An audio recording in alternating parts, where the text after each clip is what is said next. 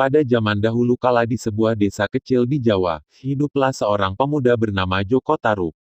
Ia hidup sebatang kara setelah kedua orang tuanya meninggal dunia.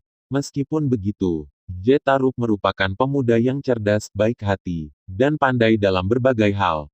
Suatu hari, Joko Tarub berjalan melewati hutan di sekitar desanya. Saat itu sudah menjelang petang dan langit mulai gel.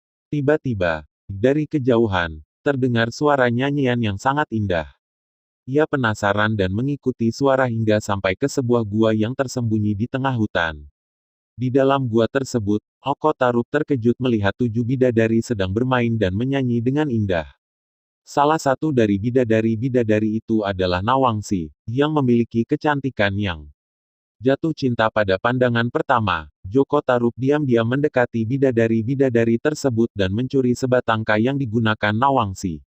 Setelah itu, Joko Tarub berlari pulang ke rumahnya dan menyimpan kain tersebut dengan baik.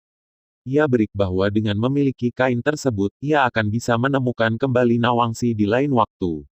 Namun, apa yang Joko Tarub lakukan adalah bodoh dan berdosa, karena mencuri barang milik orang lain adalah perbuatan yang tidak baik. Berapa hari kemudian, desa mereka dikeutkan oleh berita bahwa benda suci milik Dewa Utama telah hilang. Tak ada yang tahu siapa yang melakukan perbuatan itu, tetapi J. Tarub bersalah dan menyadari bahwa kain yang ia curi adalah milik Dewa Utama tersebut. Ia merasa sangat menyesal dan berjan untuk memperbaiki perbuatannya. Hari berlalu, dan pada suatu ketika, Joko Tarub bertemu dengan seorang dukun yang terkenal keahliannya dalam ilmu kejawen. Dukun tersebut bernama Ki Ageng Bedil. Melihat kesungguhan dan kebaikan hati Joko, Ki Ageng Bedil bersedia membantu untuk mengembalikan kain tersebut kepada Dewa Utama. Mereka berdua pergi ke tempat bidadari-bidadari berada. Dengan bantuan Ki Ageng Bedil, Joko Tarub mengembalikan kain tersebut dan meminta maaf kepada Angsi dan bidadari-bidadari lainnya atas perbuatannya yang salah. Setelah itu, Dewa Utama muncul dan memberikan jalan hidup berbeda kepada Joko Tarub sebagai hukuman dan pembelajaran. Ia menjelma menjadi seekor kera dan dipaksa untuk hidup di hutan nama beberapa tahun. Hidup sebagai kera, Joko Tarub belajar banyak tentang kesabaran dan rasa bersyukur.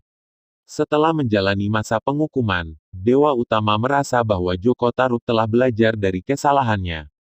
Ia mengizinkan Joko Tarub untuk kembali menjadi manus. Dengan wajah yang lebih bijaksana, Joko Tarub kembali ke desanya dengan hati yang penuh kerendahan hati.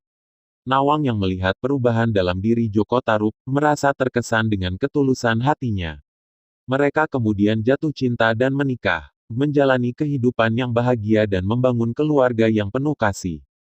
Joko Tarub pun menjadi pemimpin yang bijaksana dan terkenal akan kedermawanannya. Cerita tentang Joko Tarub alias Ki Ageng Joko Tarub Nawangsi ini kemud menjadi cerita yang terkenal dan diwariskan secara turun-temurun, mengajarkan nilai-nilai baik kepada generasi yang datang.